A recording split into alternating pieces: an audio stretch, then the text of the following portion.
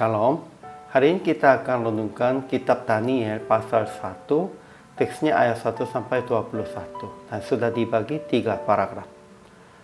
Paragraf yang pertama ayat 1 sampai 2, Tuhan menyerahkan Yoyakim, Raja Yehuda, kepada Raja Nebukadnezar, dan sebagian dari perkakas-perkakas dari rumah Allah ke dalam tangannya. Perkakas-perkakas itu dibawanya ke dalam perbendaharaan Dewa Babel. Paragraf yang kedua ayat 3 sampai 7, Daniel, Hananya, Misael, dan Azaria dipindah ke Babel dan dipilih untuk bekerja dalam istana raja dan dididik oleh Aspenas, kepala istana Babel. Paragraf ketiga ayat 8 sampai 21, mereka berketetapan untuk tidak menajiskan dirinya dengan santapan dan minuman raja. Jadi Tuhan memberikan pengetahuan, kepandaian, dan pengertian tentang berbagai-bagai penglihatan dan mimpi. Kesimpulan hari ini, pada tahun yang ketiga pemerintahan Yoyakim, Tuhan menyerahkan dia kepada Raja Nebukadnezar dan perkakas-perkakas di rumah Allah ke dalam tangannya. Itu dibawanya ke dalam perbendaharaan Dewa Babel.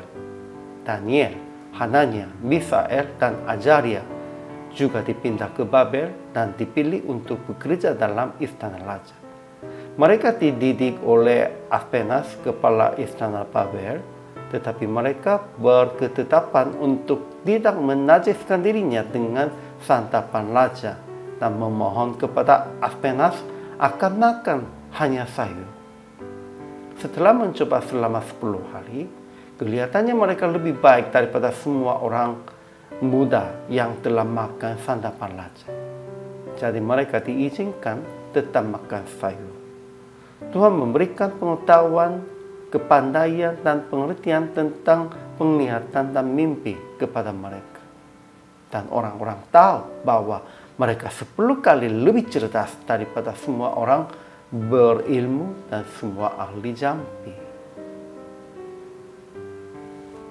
Ajaran tentang Allahnya pertama, Tuhan menyerahkan Yoyakim, Raja Yehuda, dan sebagian dari perkakas-perkakas di rumah Allah ke dalam tangannya. Kedua, Allah mengaruniakan kepada Daniel kasih dan sayang dari Aspenas, pemimpin pegawai istana, sebab mereka usaha tidak menajiskan dirinya dengan santapan Raja Babel. Ketiga, Allah memberikan pengetahuan dan kepandaian tentang berbagai-bagai tulisan dan hikmat, sedang Daniel juga mempunyai pengertian tentang berbagai-bagai penglihatan dan mimpi. Tuhan mengaruniakan kepada mereka demikian itu. Ajaran tentang Allahnya pertama, Raja Nebukadnezar membawa perkakas-perkakas di rumah Allah ke Babel. Juga memilih beberapa orang dari orang Israel yang berasal dari keturunan raja dan dari kaum bangsawan yang tidak ada sesuatu celah, yang berperawakan baik, yang memahami berbagai-bagai hikmat, berpengetahuan banyak, dan yang mempunyai pengertian tentang ilmu, yang cakap untuk bekerja dalam istana raja, supaya mereka diajarkan tulisan dan bahasa orang Kasdim. Kedua, Daniel, Hananya, Misael, dan Azaria dipilih untuk bekerja dalam istana raja dan dididik oleh Aspenas, kepala istana Babel.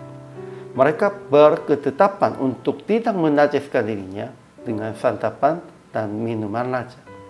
Dan mereka melihatkan yang lebih indah daripada semua orang muda lain yang makan santapan rajanya.